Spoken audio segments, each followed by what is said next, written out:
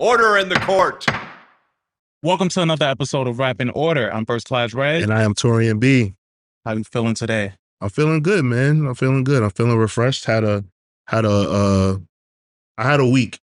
So this week I had to film a lot because Law and Order's coming to a close for the season. And then we take our summer break and then we come back in July. So they kind of like been like having us like come in for like one day and like we're only in one scene, but then they got like a prison scene or a DA scene. So we just sit around all day eating crafty. But that's like, believe it or not, that's a rough life. That's pretty taxing because you're sitting around, you know, you can't go nowhere, but you don't want to do too much.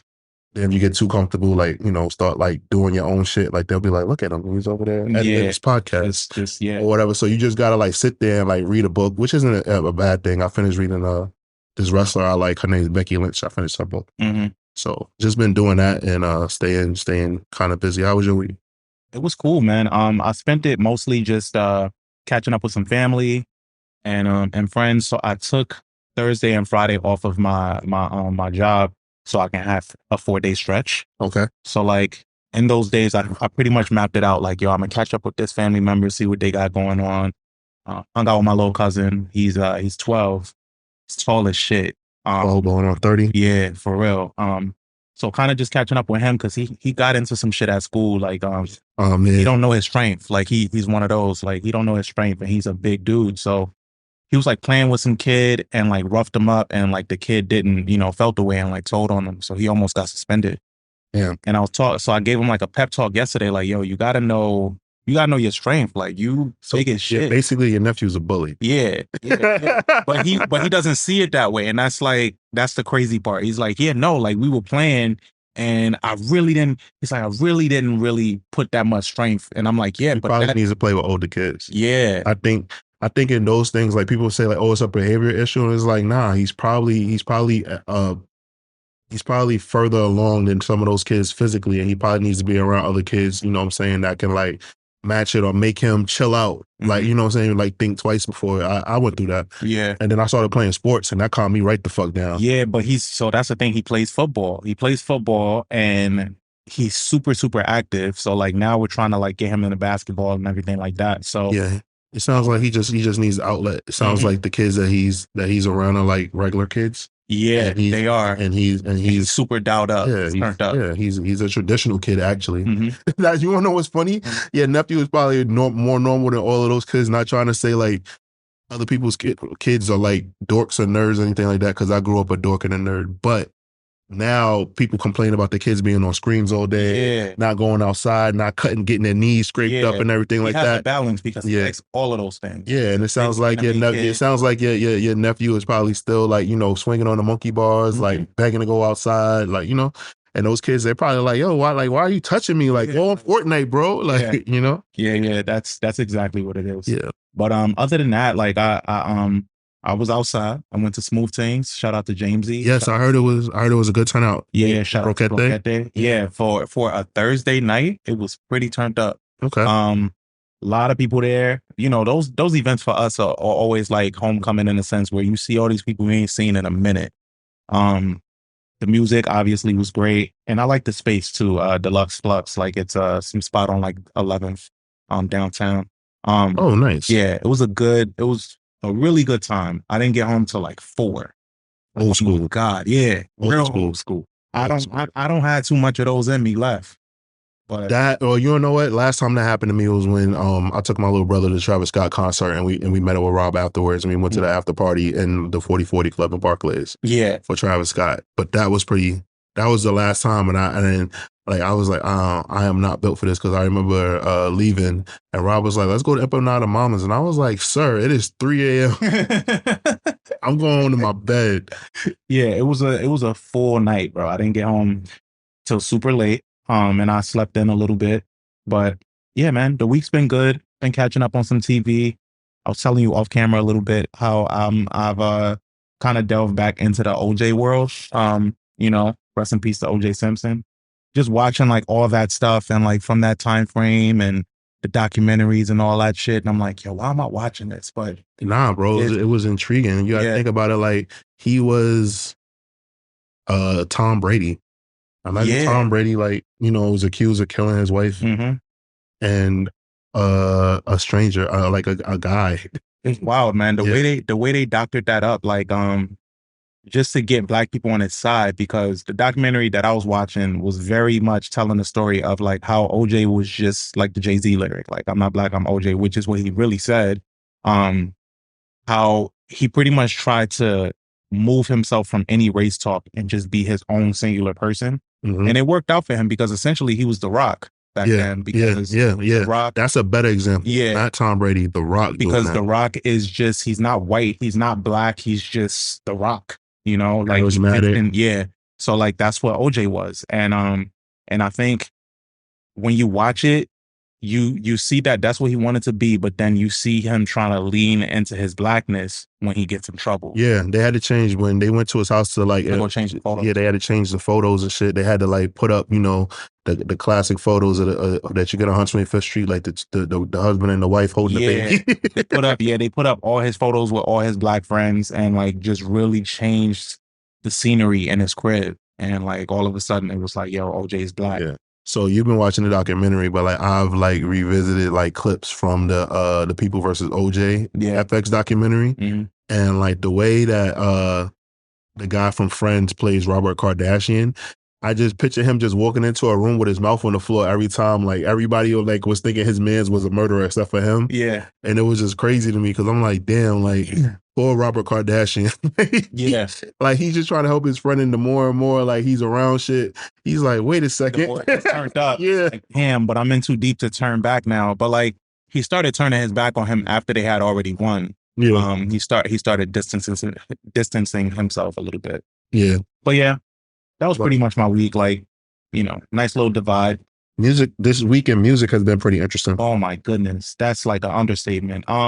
Music wise, so where do we start? I mean, literally as we're speaking, Drake just dropped his a second diss track in typical Drake fashion. That was terrible. That was You didn't like it? I didn't like it. I didn't like I get what he was trying to do, and it's like him just having fun. But I think Mhm. for me personally, this just shows like what people are saying, like how corny Drake is. Yeah, I loved it. I didn't think it was like it's like all right, cool. We're gonna use AI Snoop Dogg and AI Tupac to rap back to Mhm, Kendrick Lamar or whatever like that. mhm. Like that's the equivalent of somebody like using AI Nas to rap to J Cole. It shows the Yes point. and no, only because okay, so the reason why I get the relevance of this is because AI is such a big topic right now, especially with diss records, right? So like we've been seeing all these diss records pop up and everybody's like, yo, is this real? Is this not? Like, what is this? Like, we didn't know officially, niggas didn't know push-ups was real officially until like yesterday when he dropped it on Apple Music and Right. was like, oh, okay, it's real. So AI has kind of changed the scope of things. And I think Drake is just playing with the internet the way that we've never seen a rapper of his caliber do. Yeah, I mean he gets it, and Mhm. he probably has like a whole strategy team and shit like that. Yeah. But like this is not like this to me. Like this is like entertaining like people like the academics Hmm. of the world, like where like they don't like they only know the cliff notes of like rap beefs and rap battles, and like the only like we said on the previous episode, like the introduction to rap battles or beef was just Biggie and Tupac and people dying, and what has happened on the internet, people showing guns and the shit that 50 Cent and Rick Ross did, or the shit that 50 Cent and Cameron did, all this video shit, smack DVD shit. Like I'm just not impressed by it. Like I'm okay with the subliminal disses and doing it on features and not like Hmm. giving like a whole diss, but like this shit, I'm not a fan of. Like I think Kendrick aimed to like throw out his dart, and then if Drake responds, he responds. I don't think that he wanted all of this circus Yeah, shit. but I think this circus is what comes with it now because it's been 10 years in the making. So like this is the most probably the most blatant that Kendrick has went at Drake. And then Drake is at the height right now where it's just like, all right, I could see Drake and his white side being like, that's it, and like rolling up his fucking sleeves and being like, all right, I gotta say something. He's coming off a tour. And then I like the kind of arrogance he has to it right now, where he's just like, he's Drake not has he's not responding because he feels like he needs to. I feel there's like an air to it where he's responding because he's annoyed. he's He's like, like, I yo, have to get give this get attention. this over with. Yeah, let's get Let's this do over that. with. And I just think that like all right, me being Taurian a historian, like in the 80s, a lot of people thought that Big Daddy Kane was taking shots at Rakim. So there was speculation and like people had to like call around and Big Daddy Kane sort of kind of did what J. Cole did. Like the rhymes was there, obviously. Um and you know, it was like a play off of Follow the Leader. Mm-hmm. And you know, like Rakim, like I think Rakim Rakim's brother was like helping manage Big Daddy Kane, and Big Daddy Kane was like, no, like they say he caught please, like no, that wasn't about you. Like why would I diss the God? Like you know, he like basically, and then Kane essentially said like to the effect like, what do I gain by dissing you? Like you know, and it was like to most people it was obvious, but for you know that and things like that, like you know, in hip hop, like they just continue to take jabs back and forth, and people just knew about it. It was like if you knew, you know. But like when it's just all on like Front Street, like I don't know. To me, it's funny because like that's West Coast shit. Mm-hmm. Like the funny thing is that like the West Coast rapper, Much sneak this. yeah, it's not much sneak this, and it's super direct, and like I'm talking to you, nigga, fuck your hood, everything. But like you know, I just think Kendrick is going to like do it when he thinks is right, and it probably won't be on a project. It'll probably be on another feature. You know? Yeah, I mean, there's been rumblings for a couple weeks now that he got something that he's gonna drop, but also there's rumblings that he's preparing his project. So I think take your time. he's Shout gonna out the focus, mall for that information. yeah, I think he's gonna focus on putting his project together and then kind of line this up with it. I don't know. But we'll see. I'm not counting that out at all. I think but I think this is gonna go on for a while. Yeah, it's not going to go as quickly as people think. Like this whole, you know, you got this amount of time to respond or whatever like that. I hate that narrative because it's like you going to listen, you're not going to not listen. Like there's been going on for a decade. So you know that's that. So like what else is like so since Drake dropped the tailor-made freestyle, the tailor-made freestyle, right? So in the like just now breaking news, everybody, Kanye West has jumped on the Like That remix. Yeah, and that shit sounds so cinematic. Yeah. He not completely switched the beat. He still has it in there. I feel like he was listening to Metro shit and was like, I could do something with this. I can make this. Yeah. I can make this different. This is like, he made that shit sound like Dune. Yeah. Like it sounds like a fucking IMAX. Like this is like that. The beat itself was a theatrical event, but then he took it to Dolby. Yeah, like that nigga took it. IMAX, he turned up the sound. Like the sound quality is amazing. He sounds great. You know, I like petty Kanye. I like when he's in his bag. So I mean, but you know, the person that he's dissing the most, and we've heard it, ladies and gentlemen, maybe like twice at this point. Yeah. Since it just came out. But person that he's taking shots at the most is J. Cole on this. Deservedly so. Yeah. So like, and Taurian, if you're watching, Taurian saying deservedly so because you know, years ago we know about false prophets. Cole came at Kanye on that.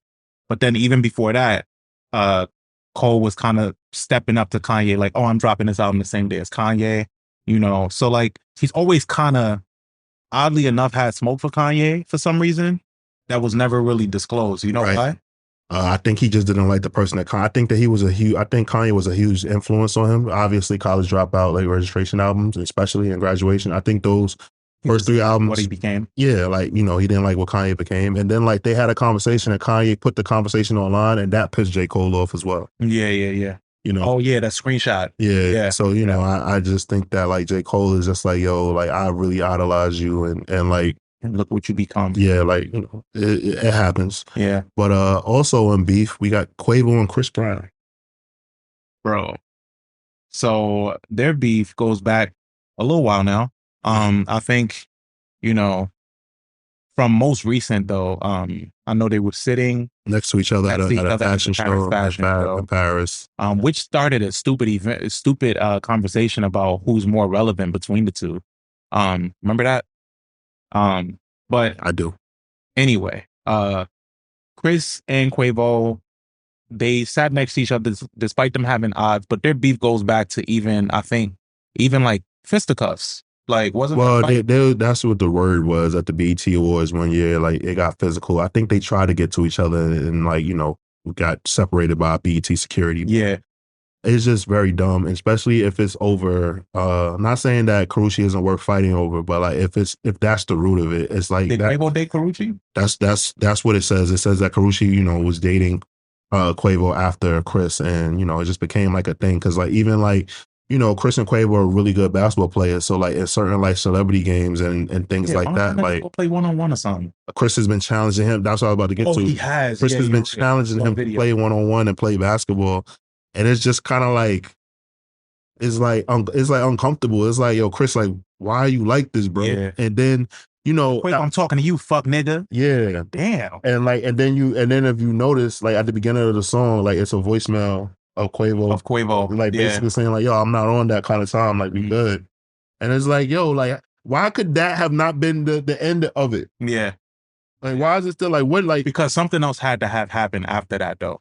it's just stupid to me. I just Yeah. don't understand it because it's just like you guys like there like I just don't feel like there's no real smoke. And I know it's rap beef, but like them saying like damn when Takeoff died, like everybody was saying it should have been Quavo, the wrong Migo died. Like Oh yeah, that's dark. that's That's really dark. dark. Like that, like you know what I'm saying? Like he watched that boy die. Like, you Yeah, know what I'm saying? Like that. that's really dark. I just think like, like all right, like but the funny thing is like what Chris Brown did is exactly what people want in rap beef. Mm-hmm. It is. I saw a tweet that said, and I can't say that I disagree with it. The tweet said, it was like, yo, this Kendrick, Drake, and Cole beef, like that's entertainment, but Mr. Farrakhan need to sit down with Chris Brown and and Quavo because we don't know. Like that shit could get dark. I agree. Like all of that gang shit and everything like that Chris be like yelling and throwing up, it's a lot. Mr. Farrakhan need to go sit with them. Yeah, I think I really think that like what they have going on is like some of like the dumbest shit ever. Yeah, It's really but also it feels the most real out of everything else.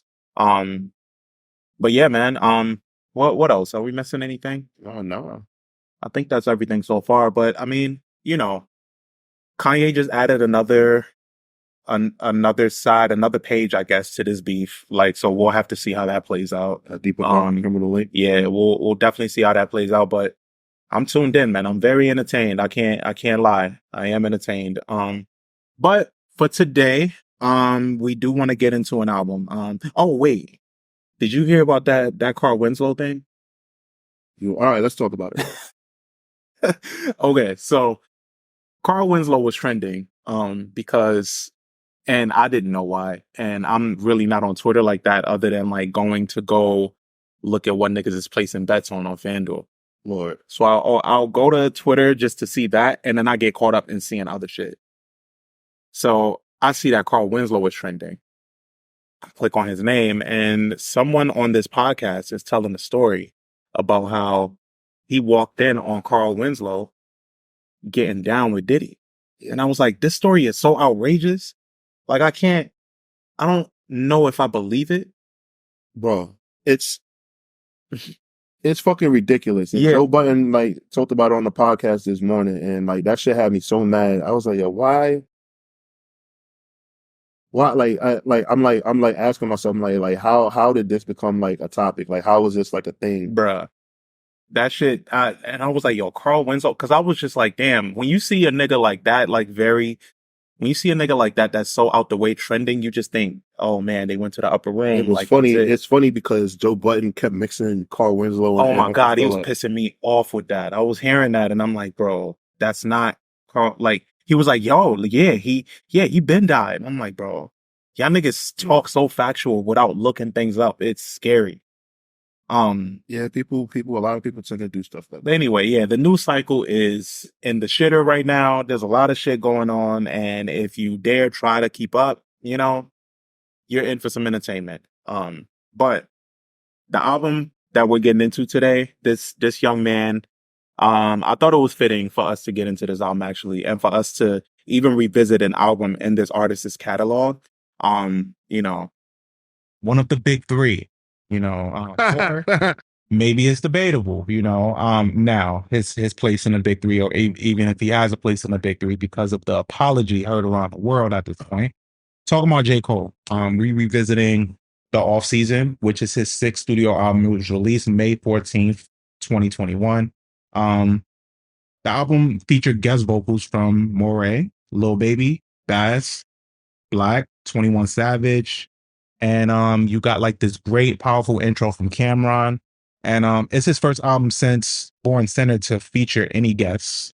Production was also handled by multiple producers, including Boy Wonder, Jake One, Timbaland, T minus, and more. Album was announced back in 2018 when the release of Album of the Year freestyle came out. Um, all roads lead to the fall off, which was how he ended that freestyle. And J. Cole is very strategic. I don't think he gets enough credit for how strategic he's been with his rollouts. Just for example, like this came out in 2021, but it was announced way back in 2018. And even when you see his list of albums that are supposed to be coming out, everything has followed. I think he's stuck to that list to a T. I think the only thing that was on there was some album called It's a Boy, which I don't know, maybe we'll still get before the fall off comes out if he drops like an EP or something. But we'll see. So the fall off came out. He did like a bunch of freestyles and everything like that. He made it his business to really collab with other people and rap on other beats. Leading up to this release. So this was like it was like his warm up leading up to this. What were your thoughts on this album when it came out? I was actually excited for it because I felt like Cole was getting into a space. Like it felt like he was getting into a space.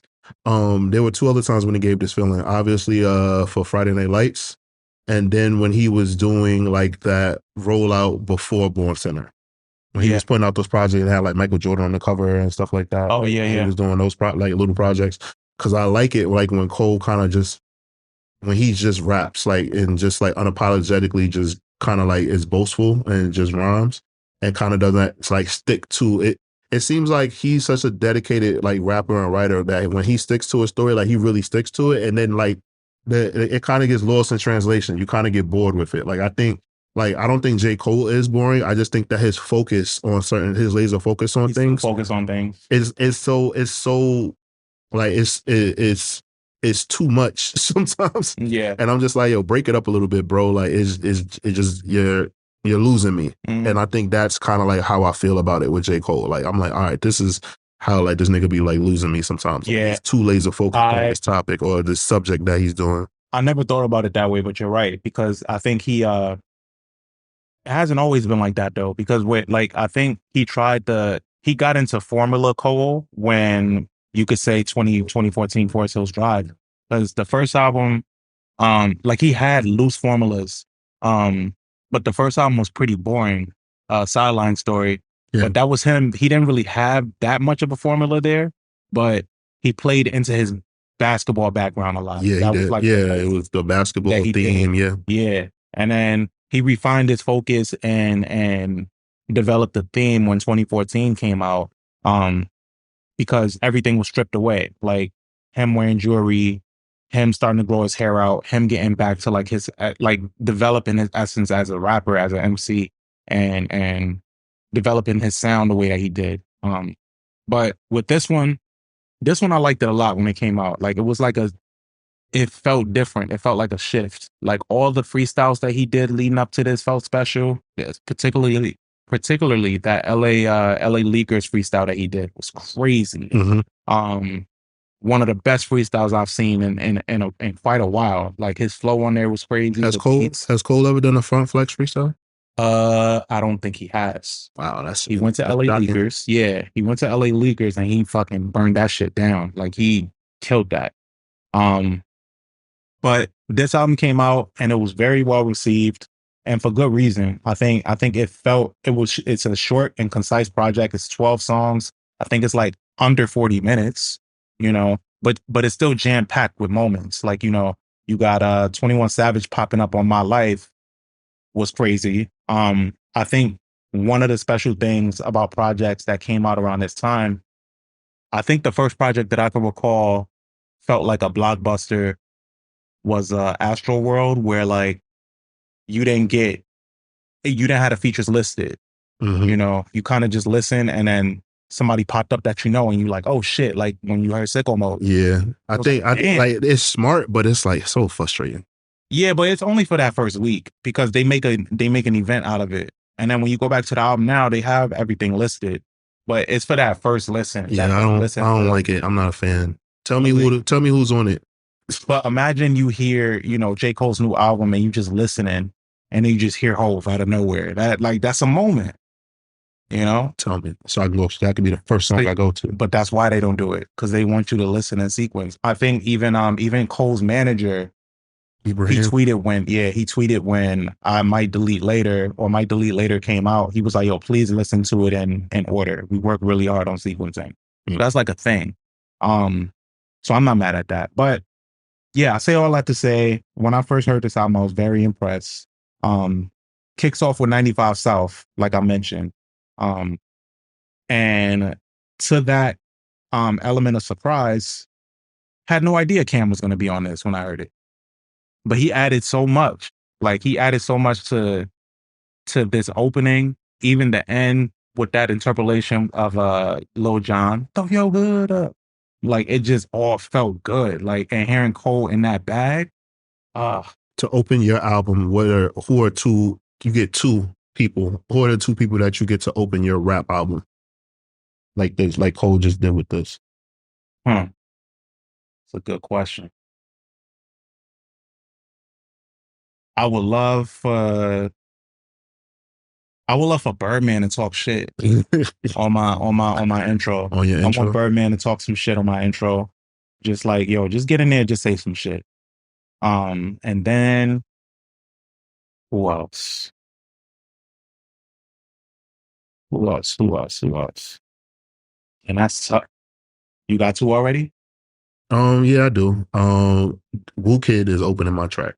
Okay. DJ Wu Kid. Yeah, that's a good one. Have DJ Wu Kid open it and talking on there. I probably will have T.I. Oh, that's good. Like how actually, like how he did with Cameron. Right? Yeah. Actually, my other one, I will have DJ Clue open. And then the ending, I will have Birdman speak. Yeah, have Birdman speak at the end. Yeah, I ain't gonna lie, that's pretty solid. Yeah. I will have DJ Clue. I just love how Clue makes everything fit. A lot of people don't like the echo, but I love the Clue. That's just nostalgic. Like, it just feels. I gotta find that. There's I don't know if it's Birdman song or Lil Wayne song, and it's like I haven't heard it. I don't think since like 2009, 2008. Like, but like it's a song where Birdman, like Wayne is rapping, but Birdman on the underlayer is just talking shit. Just like Junior writing poetry, like he's just talking shit. I gotta find it because I always enjoyed that shit. Yeah, nah, I think those will be that'd be a good track. Just have him talking shit and Clue. It just feels exclusive when he speaks on it. Yeah, it's dope. It's a dope feel. All that to say, 95 South is a great intro. It kicks right into Amari, which is the title page tribute to Ibrahim's son's name. That's his son's name. Yeah. Mm-hmm. Yeah. So Timbaland co-produced this. You know that story about it? No, I don't. What's the story? So Timbaland does Twitch. He's pretty big on Twitch, and he makes beats on there with his beat club fam. So he made a Twitch making this beat.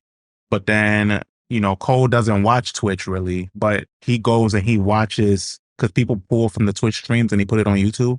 So he went and he watched the stream on YouTube and he saw this beat and was like, yo, this shit is crazy. So he called Timbaland and was like, yo, can you send me that beat? And he was like, yo, I didn't save that one. I just made that in a moment. So he had to recreate the beat and then give it to him. That's fucking dope. Yeah. This is great. I'm glad Timbaland didn't tell that story. I'm glad it was Cole. But yeah, no, it's a dope lead in. It's actually not one of my standouts on this album, but I like it. It's okay. Okay. Yeah. But then that takes us into My Life, which is one of the highlights on this album for me, and because of 21. Yeah. Remember when Morey came out, how I was campaigning for that nigga? Oh yeah. Yeah, man. I ain't gonna lie. I thought he was gonna be like bigger, like the way, like I don't know. I thought he was gonna be like a good. What is his name? Something Judah, David Judah. What Judah? Damn. Oh no. That gotta be yelling all the time. The fat dude looked like he worshiped the devil. Oh, the one that was like nigga. Yeah. Oh yeah, I forget his name. I thought Morey was gonna be like the good version of him. I forgot his name, but something Judah. It's a bunch of them that's like in that same class. So like Rod Wave is in that class too. And Rod Wave is the big Rod Wave dog is of killing that it. class. Yeah, he's killing it. Rod Wave, all 300 pounds and Yeah, I was five just four about of to bring him. that up. That nigga Yeah, is 304 pounds and 5'6". yeah, I Somebody nigga said he his built like a bomb. yeah, I nigga It's limp like is struggling. that's fucking crazy.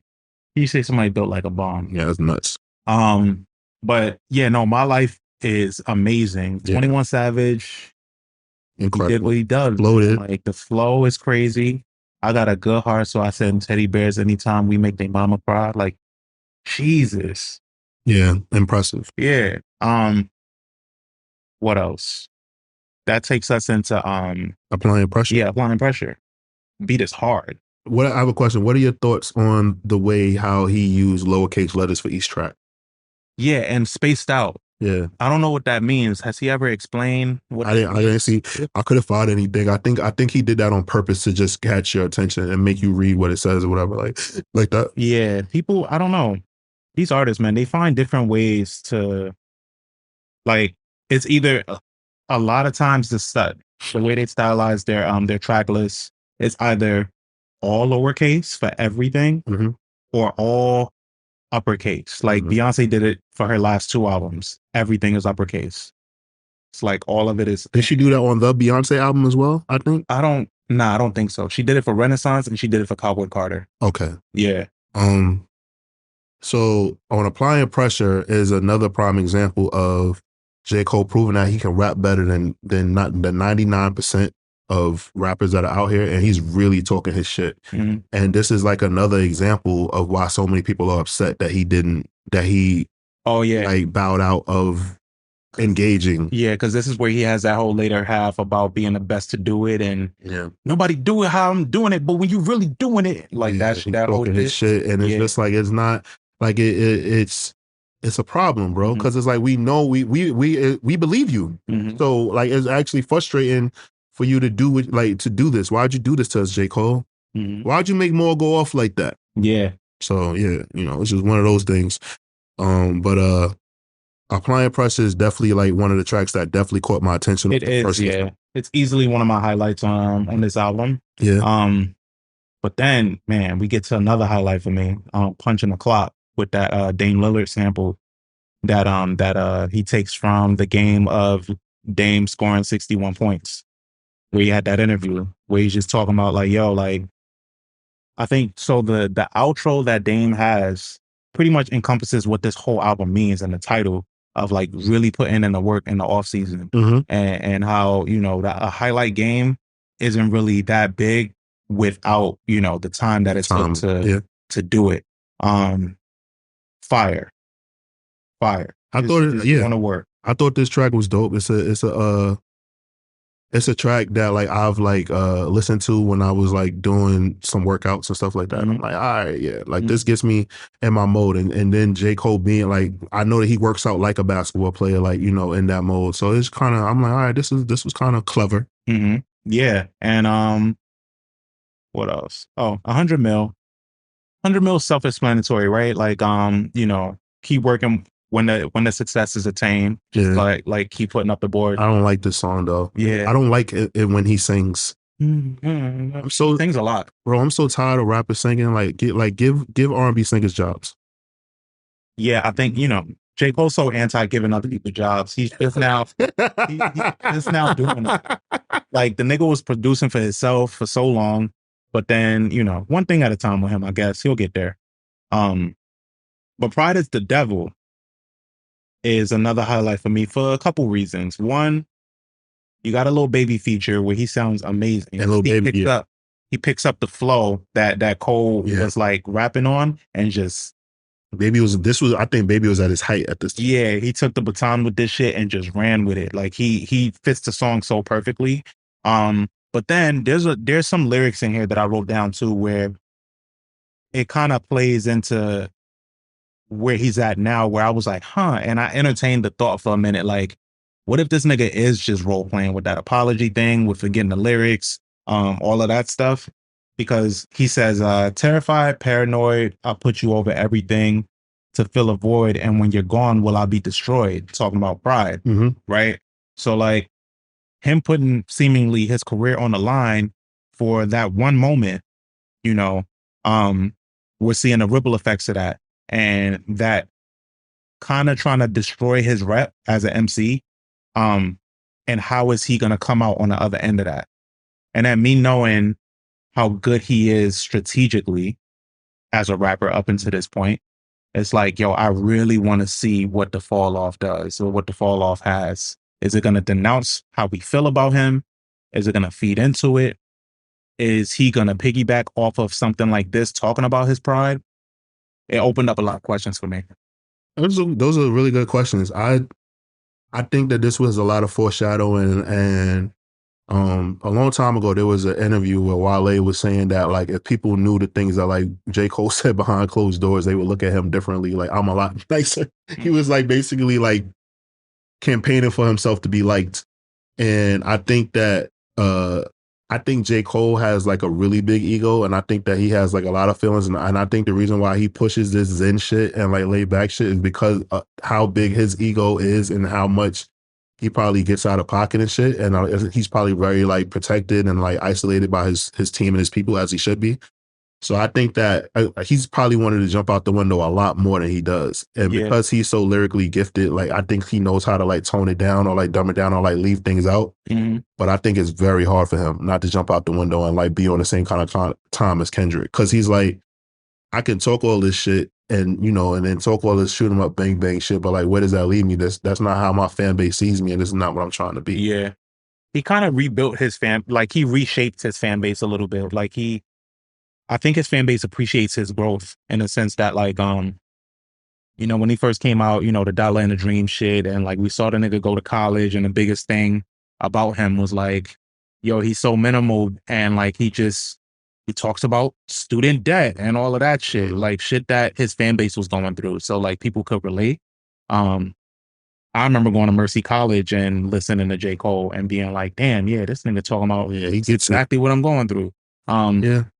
So I got it, but then he showed like the extent of that, because like he got to where ultimately to where a rapper's seemingly supposed to get, because you get successful, you wear jewelry, but then he stripped all of that away. Let Go of My Hand is a song that I think is probably like one of the best songs he's ever made. Yeah, I would agree. So the idea of like talking about his son, how his son is growing up, and like trying to walk with his son, and his son being like, yo, let go of my hand, like I got it type shit. Right. I like that element. But then there's that highlight, right? My last rap was with Puff Daddy, who would have thought, which feeds into that rumor that they all got into it. That's not a rumor, that's a fact. They did. So yeah, but I only say rumor because we don't know like the facts of like, what happened. Okay. Well, he definitely was obnoxiously yelling in J. Cole's face, in Kendrick Lamar's face about that King of New York. Shit. Yeah, even though like it's a little frustrating because it's like I would expect Puff or somebody around Puff to explain to him what he was doing. Like it was a play off of Frank White being the King of New York and Pac being the King of the West Coast. Like, but I could see if Puff was yelling in a spot, I could see him just being drunk and doing that.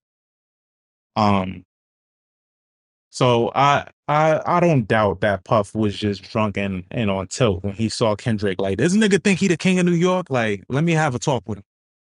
Yeah, it's just disappointing to because it's like Puff understands subliminals and he understands shit, and it's like he didn't listen to that song, and like him being like actually he probably was high, like doing that shit. And it's crazy because like I'm shocked that like Top Dog and them they probably wasn't like as alert as they could have been to like fold that nigga Puff up. Yeah.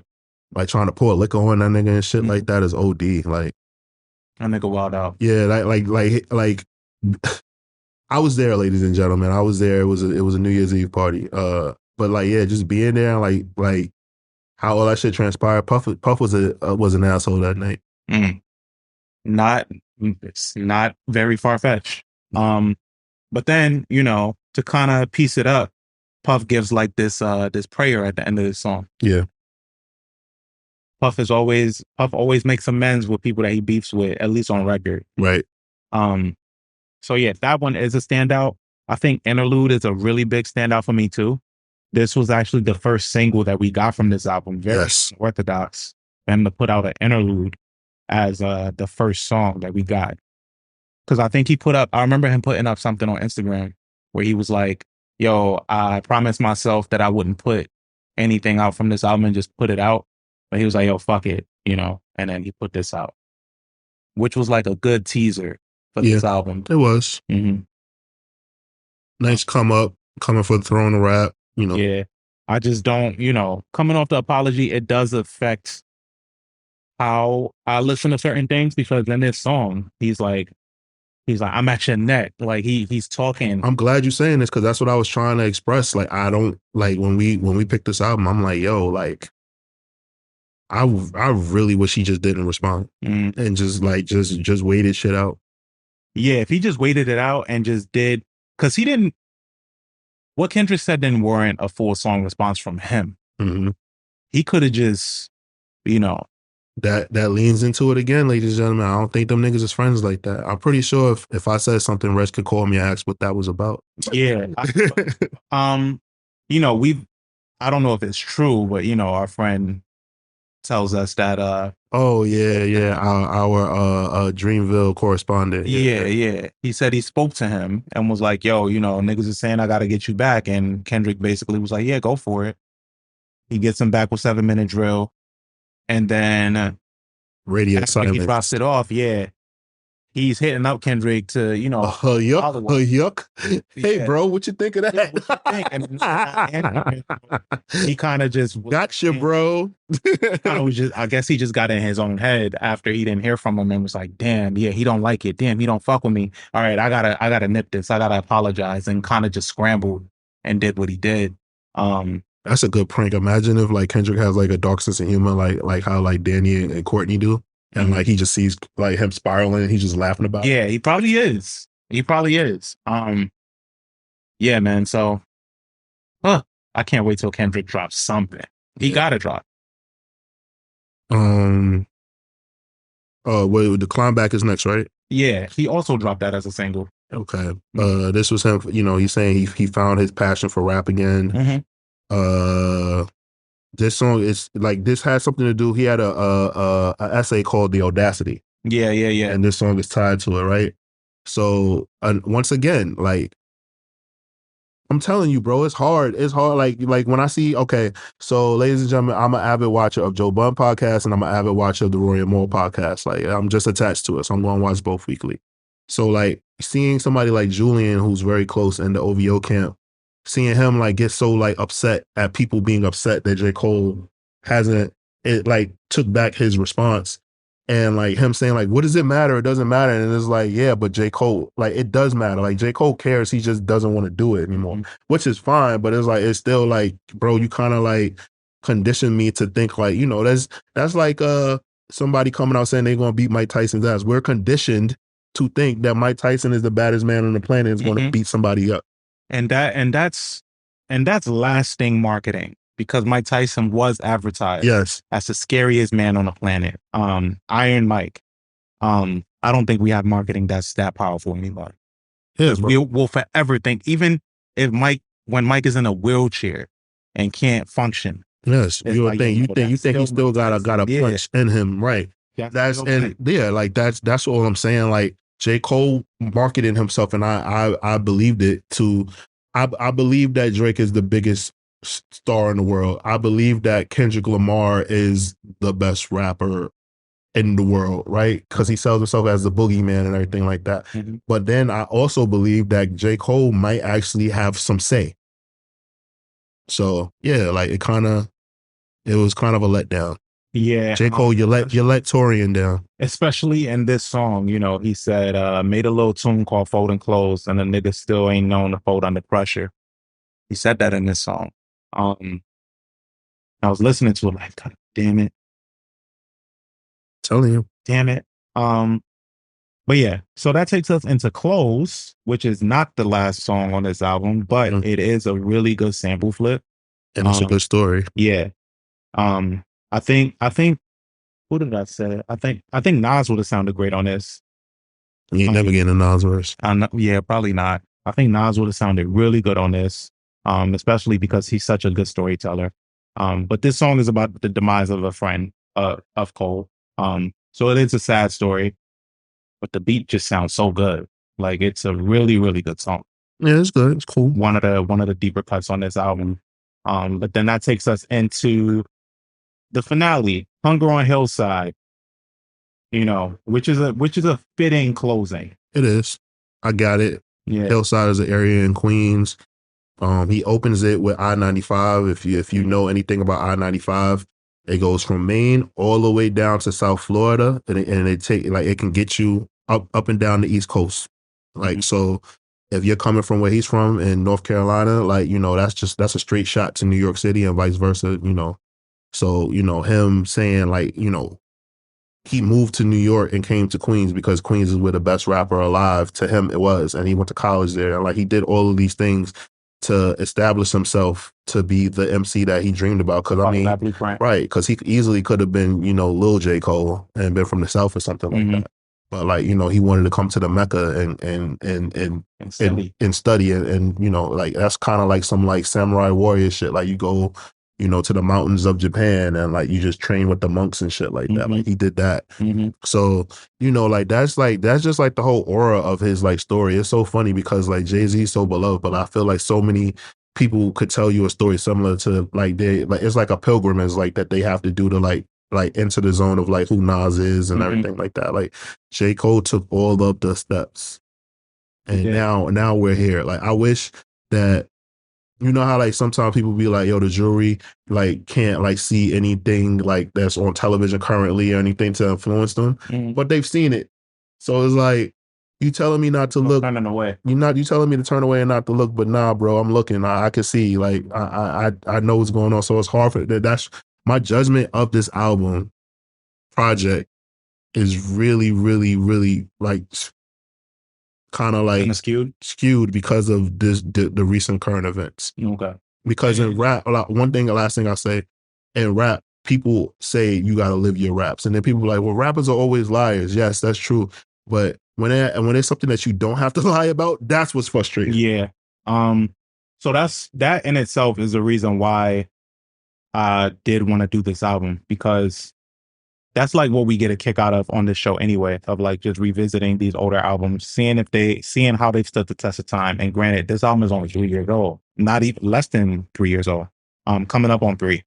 And it's already kind of aged itself because of the new thought process that Cole added to the mix. Yeah. So me listening to this album, you'll hear it's still a good album, but then you'll hear certain things that Cole says that you're well, I don't really put much stock into that, because it's not, rap is colorful. It's storytelling. It's a lot of it is fabricated, but then you hear a guy that's been telling you for years that he'll kill anybody in front of him lyrically, and then he gets the opportunity that we want him to shine and do that, and he gracefully bows out. It's kind of,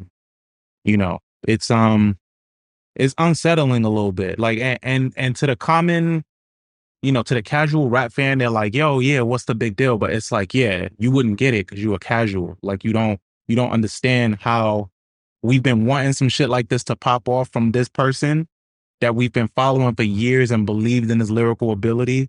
And then he gets that moment and he's just yeah, no, never mind, guys. And it's what the fuck? Yeah.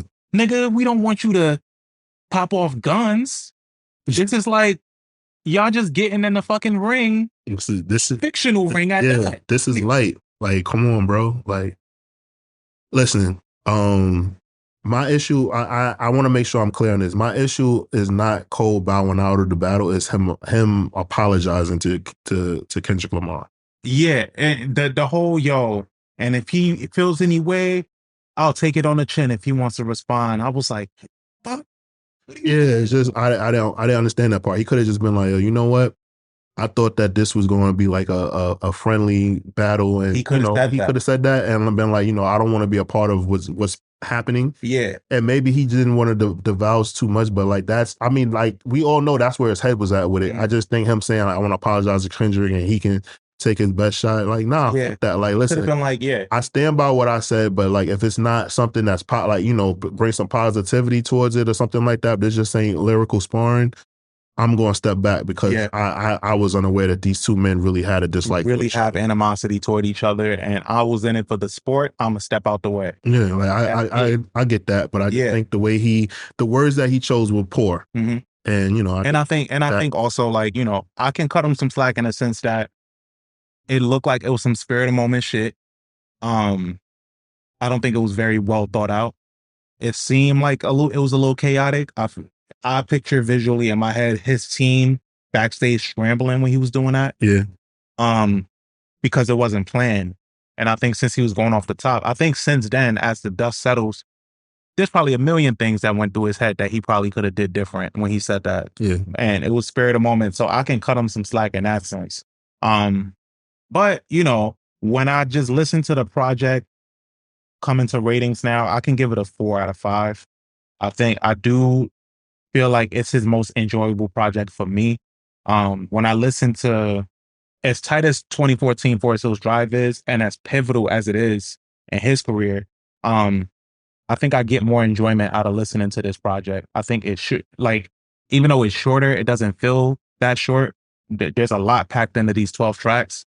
And his lyrical ability was stepped up, even though, you know, you can't believe in all of it. Yeah. KOD is for me like the album. But I give this album 3.5 waffles out of 5.